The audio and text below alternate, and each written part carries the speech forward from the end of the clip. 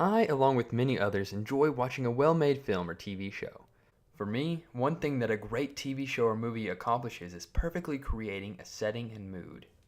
Setting and mood help us get more invested in the show and also is a very effective way of communicating things to the audience non-verbally. The Bible also uses setting and mood to help tell great stories. An example of this is in Ruth chapter 3, when Naomi charges Ruth to go down to the threshing floor in the middle of the night to see Boaz. In chapter 3, there's a lot of suspense. Suspense helps draw us into the story and causes us to hold our breath, wondering what might happen. It increases the tension and forces us to keep reading in order to resolve the tensions, just as in this scene in Harry Potter.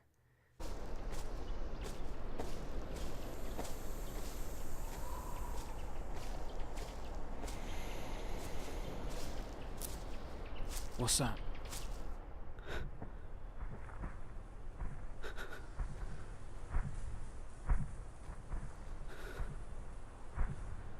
What's that smell?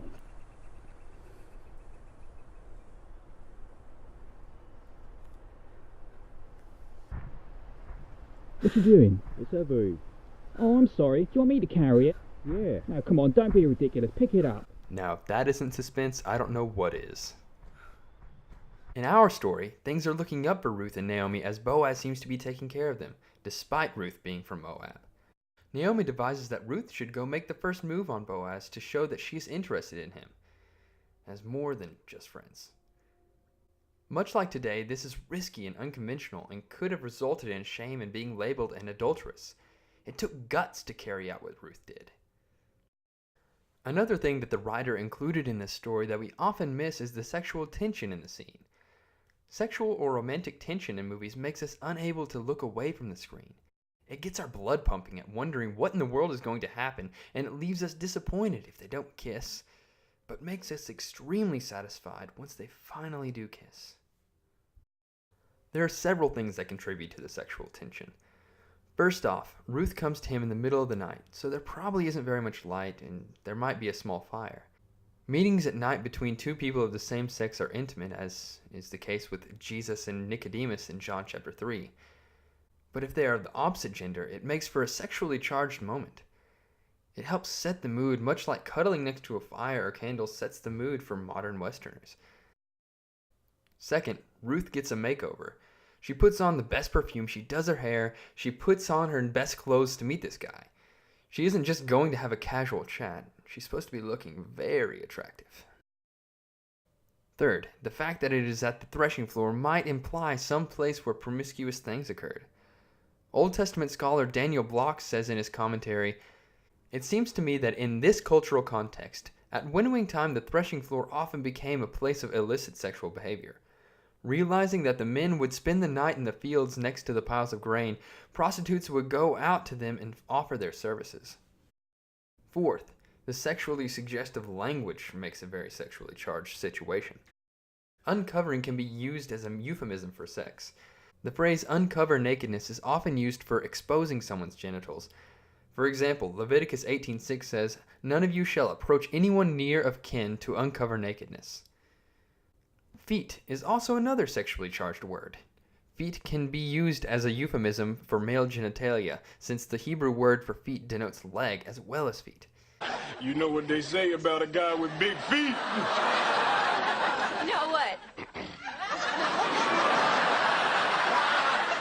An example of this is in Isaiah 36:12, where an Assyrian diplomat intimidatingly says to the Israelite officials, "Has my master sent me to speak those words to your master and to you, and not to the people sitting on the wall, who are doomed with you to eat their own dung and drink their own urine?" The word urine here is an interpretation of what the Hebrew words mayem reglehem, which literally translates waters of the feet, but here almost certainly means the male sex organ, since that is where the water comes from. Finally, lying down with someone is commonly a euphemism in the Bible. Genesis 19:33 says, "So they made their father drink wine that night, and the firstborn went in and lay with her father. He did not know when she lay down or when she rose." And lying with him doesn't just mean she snuggled up to daddy to keep warm, since it resulted in pregnancy. Unlike the book of Judges, this story ended happily ever after in the marriage of Boaz and Ruth having a child and restoring Naomi's life back to her. However, understanding the setting and mood of this chapter helps us understand the risk and tension of the situation. The author wants us to be anything but relaxed when we read this. We ought to be on the edge of our seats wondering, is Boaz going to think she is a harlot? Is Boaz going to take advantage of her and have sex with her? Is it all going to play out the way Naomi wants it to? It also helps us appreciate the romantic moment between Boaz and Ruth and helps us await the time when Boaz finally gets to marry her at the end of the book. It also causes me to think, why did Naomi risk so much? She has already been blessed and is better off now than she was, so why try to mess with it and potentially hurt yourself and your daughter-in-law? It goes back to her faith in Boaz, to do the right thing. She knew that Boaz would be honorable and not take advantage of Ruth, nor get the wrong idea. Do we have this kind of faith in God's faithfulness? Are we willing to do risky things in our lives because we know that God will take care of us? Maybe we should be more like Naomi and Ruth and be willing to go into high-tension situations because we trust that God will take care of us through it all.